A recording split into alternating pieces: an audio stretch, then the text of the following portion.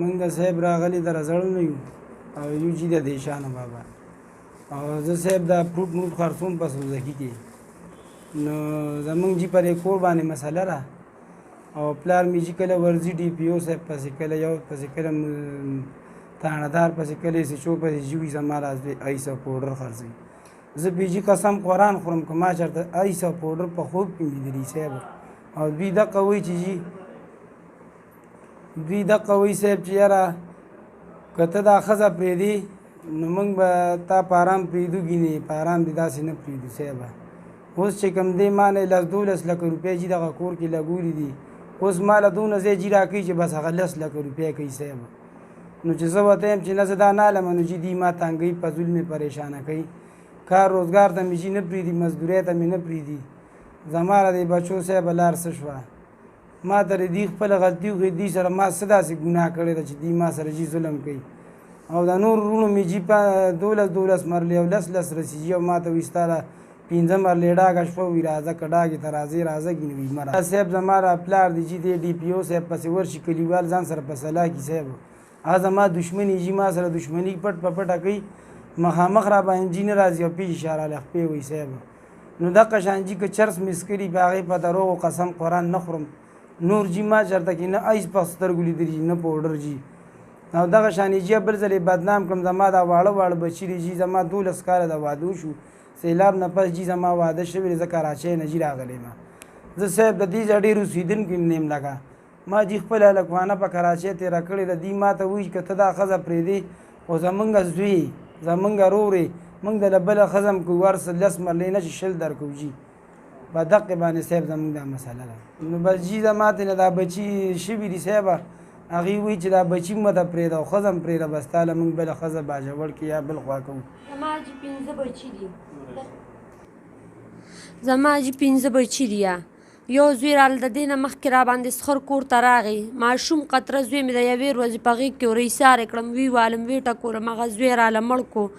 لوښي لرګي راله مور کور کړي وو هغې راله مات که په بورو کې واچول سیند ته یې وغورځول که زه ډېرم جړا فریاد وکړم پولیسو راغله لاړ شم بس دې دغه ورکې به زما نه راپورټ څوک کوي نه زما بیان څوک اوري نه زما څوک دغه کوي سار پې موسی خان د پاسه راغی او عسکر مې لګیا ما ته یې کنځلې ویناګانې کولې چې هغه اوچت کو بویه تل تاڼۍ ته تاڼېدار سیچو واپس را پرېښودل اخر دا ولې دا دونه ظلم او زیاتي ما بچو نه چی ویشتې ده ما یو جام په کور کې ما پکې دې ټولو بچو له چی ورکړې ده دونه پورې دي ما سره ظلم او زیاتي کړې دي اخر دا به ولې دي ما سره داسې موږ د انصاف غواړو چې ما سره یې څه زیاتي کړې دي زما دې ترې تپوس وکړي شي د دې جي د وړو درک نه لګي زما خاوند چې د کوره بار روزي بس دي په دقه دپه ورچولې ده بس هغه دقه شان ځي تاسو راشئ تاسو زما د کوره لاوال والې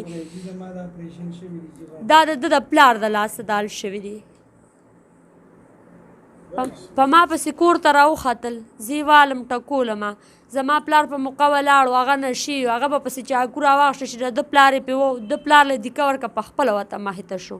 هغې هم زما نه دقه شان تللي دي